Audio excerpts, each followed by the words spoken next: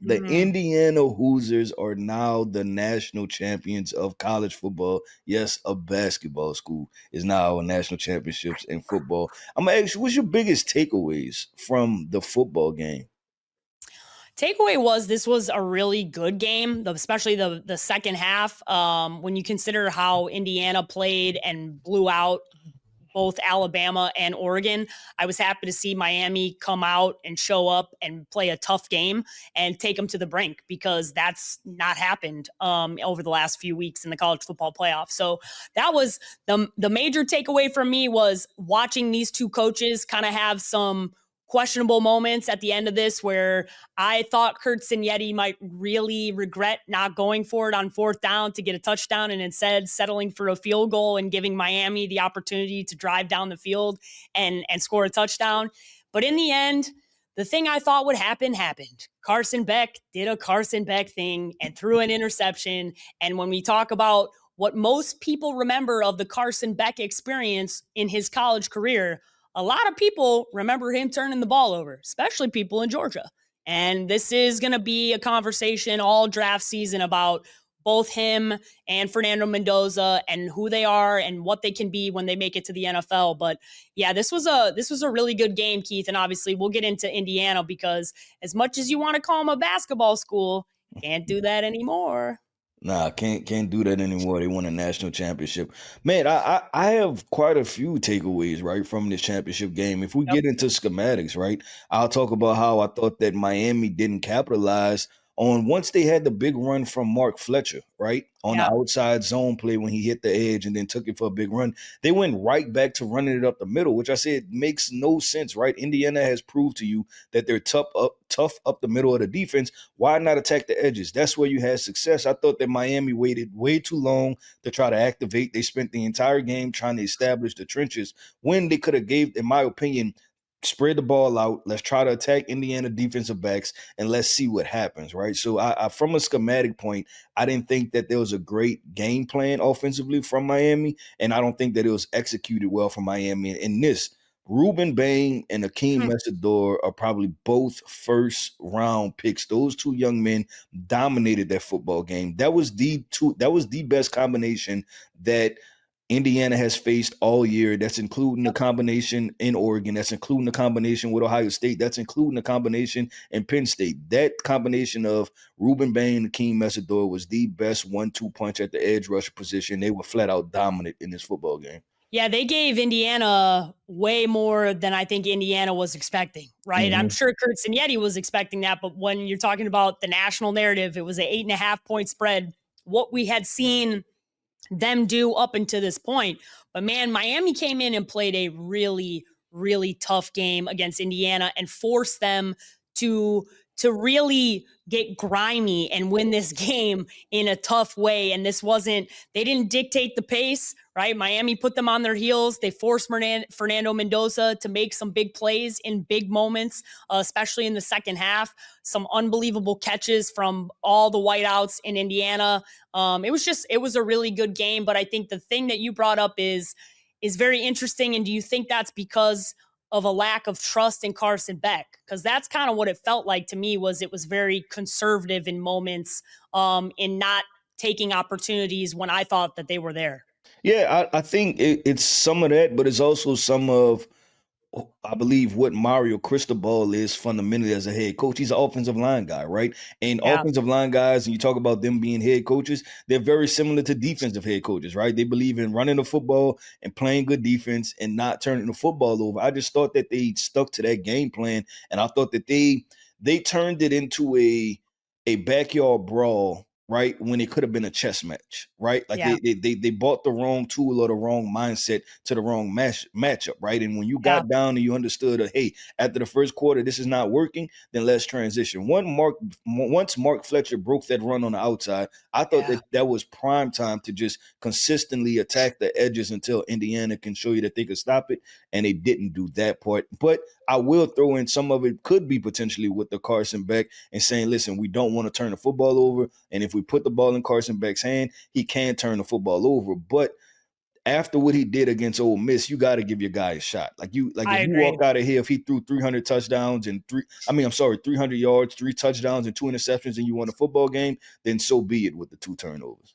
I thought you had to do that early on, right? Like when Yeah. you have like early when you think of how that game here in Arizona at the Fiesta Bowl ended with a big moment for Carson Beck, I thought they missed an opportunity to build his confidence early in Mm-hmm. this game. And especially when you consider how well the defense was playing, Yeah. right? Where Yep. they had Indiana on their heels, it felt like you could really kind of strike first. And the thing that you brought up that I think Mario got kind of dragged into was you were not going to out physical Indiana, but you were faster than Indiana. Mm-hmm. You had better athletes than Indiana. And I don't know why you didn't expose that, because when Tony got the ball, they exposed Indiana in a lot of moments. When Fletcher had that, I know exactly the 57-yard, like Mm-hmm. it was you saw the athleticism and what they were able to do and the speed that Miami had. And I went, man, this could get a little dicey for Indiana if they start rolling. And they just never really built off of that. There was no chemistry, or they didn't come back and build off of it. They tried to get in the mix, and that's not how you were going to beat Indiana, who's out physicaled every single team they've played this year. So I think that's a lesson for Mario Cristobal. Hopefully he goes back and understands, and more so to the offensive play caller, like we needed to take advantage of the mismatches that were right in front of us, and I don't know why they didn't. Yeah, I didn't understand it either, and it was frustrating Yeah. watching just from a football fan perspective, right? And wanting to execute at a high level. But listen, Indiana's a team that executed. They executed all season long, and with them win the national championship. I'm gonna ask this: is their season the greatest of all time? This is the greatest storyline in college football history. It's the greatest turnaround in college sports, probably in any sport ever. When you think about this program being one of the worst programs in college football history, them averaging 5,000 fans 2 years ago, them not, this was as you kind of joked, but not joked, this was a basketball school. It wasn't close. They were not a football. They weren't even somebody that anybody respected. Let's forget a national championship conversation. They weren't in any conversation Mhm. for anything other than knowing you were coming in and you were getting a dub when you went to play Indiana. And that is, to turn this around in 2 years is, quite frankly, the greatest coaching job that I've seen, because this is not a team that is full of superstars. This is not a team that is more talented than everybody in college football. There are a lot of teams that had more talent than this Indiana team, but this was the most disciplined team. This was the most prepared team. This was the best coach team, because Kurt Signetti came in and said, I'm going to do all the little things right. I'm going to do all the details, the discipline, all the tough stuff, all the grimy Nick Saban, it ain't fun stuff. And he got the right guys to buy into it. And man, oh man, I can't. I have so many friends that went to Indiana. They are all in Miami. That was a complete Indiana crowd, which was nuts to look up in the stands and see all red at a Hard Rock Stadium in Miami. But this was an unbelievable thing to watch as somebody who grew up in Chicago. I have a ton of Bloomington is only 2.5 hours away from Chicago. I have a ton of friends that went to school there. I cannot believe that in my lifetime I just watched an Indiana football team go undefeated and win a national championship. I can't believe it. And Kurt Signetti deserves a lot of praise, because most people don't have the cojones to do what he did. To go in there, to say, Google me, all the bravado, all the things he came in with, and then back that up, that's insane.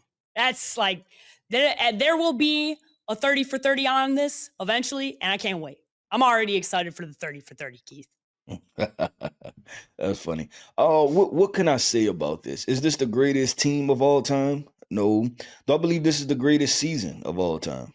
No. Where I will land it is that this is the greatest coaching job of all time, right? To take Yep. Indiana from the basement right? From the cellar all the way to the top notch, right? Yep. And when I look at this, I also say because it took me a while to kind of get through this process, right? I'm watching Indiana win a national championship and looking at the big picture perspective is like, okay, where does college football stand now? Because this was something that was off the radar.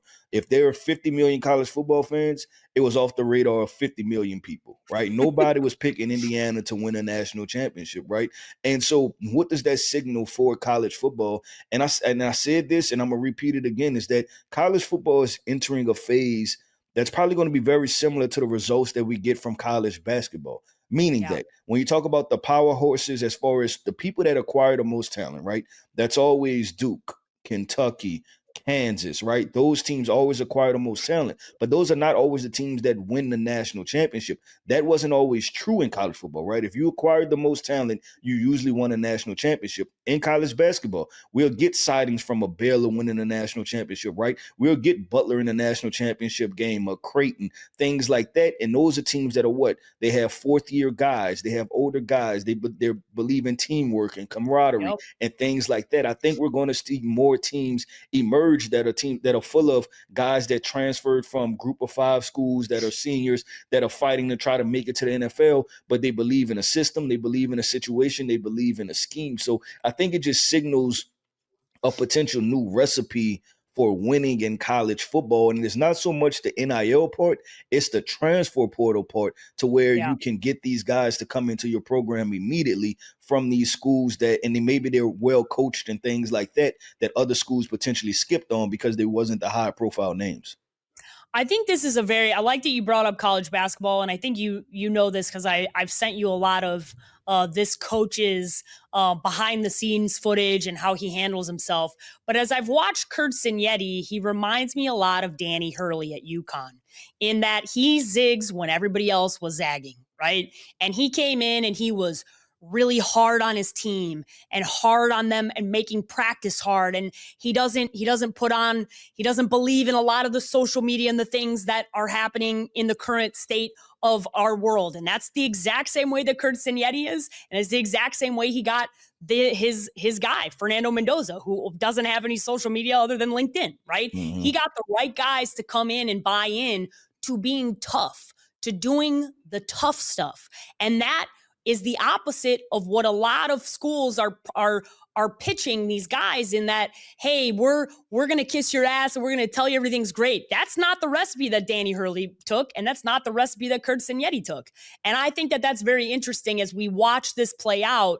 Can Kurt Signetti continue to build off of this in the same way that Danny Hurley had success in an era of basketball that was being called the softest, and I would agree, softest era of basketball we've ever seen? He went the exact opposite way. So do we see Kurt Signetti come back and double down and be tough and try and continue to get this type of brand of football when everybody else kind of has to kind of adjust the other way? He sticks to who he is. I don't know. I think it's going to be very interesting to watch because it definitely works for Danny Hurley, and it kind of feels like it might work for Kurt Signetti. And as somebody who likes watching really tough sports, I like watching people earn it. I like watching the tough part of every sport, but especially football. And I loved what Indiana did this year, and I would love to see them continue to build off of it.